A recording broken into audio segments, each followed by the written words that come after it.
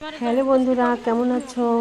তো বন্ধুরা, আজকে আমাদের গ্রামে শিব মন্দিরে গণেশ পুজো হচ্ছে, সেখানে আমরা যাচ্ছি। গ্রামের সকলে যাচ্ছে, আমার নাতিরা, মেডিকেলের এনএমও আছে আমাদের সঙ্গে, সিস্টার, সকলে মিলে যাচ্ছি আমরা। দেখো এসে গেছি মন্দিরে। মন্দিরে ওঠার সময় একটু চড়াই আছে, এখানে করতে হয় কষ্ট করে বাবার পুজোয়, বাবার মন্দিরে। তো বাবার মন্দিরে আজকে গণেশ পুজো হচ্ছে। আমাদের আলাদা গণেশ মন্দির নেই মোহনপুরে। এই দেখো চলে আসছি আমরা, পুজোর সব কিছু রেডি হয়ে গেছে। আমাদের আসতে একটু লেট হয়ে গেছে। তো বন্ধুরা দেখো পুজো হয়ে গেছে, একটু বাকি আছে। তো আমাদের এখানে যে কাকু আছে, কাকু রোজই এই মন্দিরে পুজো করে। এখানে আসবে কাকু, দেখো আমাদের সঙ্গে একটা ভক্ত এসেছে, সবসময় মানুষের মধ্যে থাকে। ম্যাডাম, আমাদের এনএম ম্যাডামের কুকুর, নাম বিট্টু। অনেক ভালো কুকুরটা, দেখো যে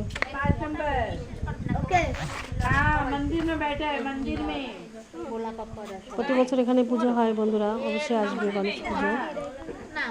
প্রতি বছর আমি ঘরে করি, এবছর ঘরে করিনি, ওই জন্য মন্দিরে আসছি। ঘরে করলেও আসি মন্দিরে, তবুও এবছর করিনি।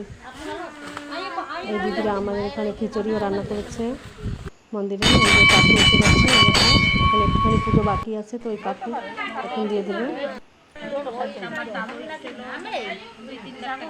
কাকু প্রতিদিন সকাল বিকালে শিব মন্দিরে ঠাকুরের নামে বাতি জ্বালায়, পুজো করে।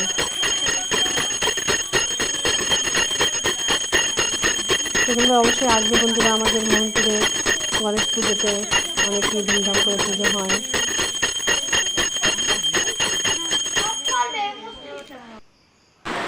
প্রসাদ এখন পুজো হয়ে গেছে, সকলকে প্রসাদ দিচ্ছে, খিচুড়িও দেবে। বন্ধুরা সকলে ভালো থাকো, গণেশ পুজোর দিন, গণেশ চতুর্থী সবাই ভালো থাকো, যার যার ফ্যামিলি নিয়ে ভালো থাকো। আর সকলে নাম্বারটা দাও, আমার ভিডিও দেখার জন্য সবাইকে অনেক অনেক ধন্যবাদ। আবার দেখা হবে অন্য ভিডিওর সঙ্গে, তত সময়ের জন্য ভালো থাকো সকলে।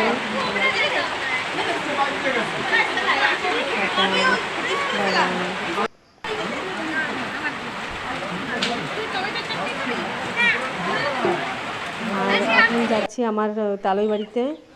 সেই মূর্তি বানায় যে আমাদের ছেলেটা, আমি তালই বলি সবসময়। এই দেখো দুর্গা ঠাকুরের, ডিগলিপুরের যে দুর্গা পুজো হয় বাজারের উপরে, সেই মূর্তিটা আমাদের ছেলে বানাচ্ছে। দেখো কেবল শুরু করেছে এখন। আর এই যে আগের সেই মা মনসার মন্দির ঠাকুরটা এখনও আছে, কত সুন্দর। তো বন্ধুরা ভালো থাকো, সকলে ভালো থাকো, রাধে রাধে।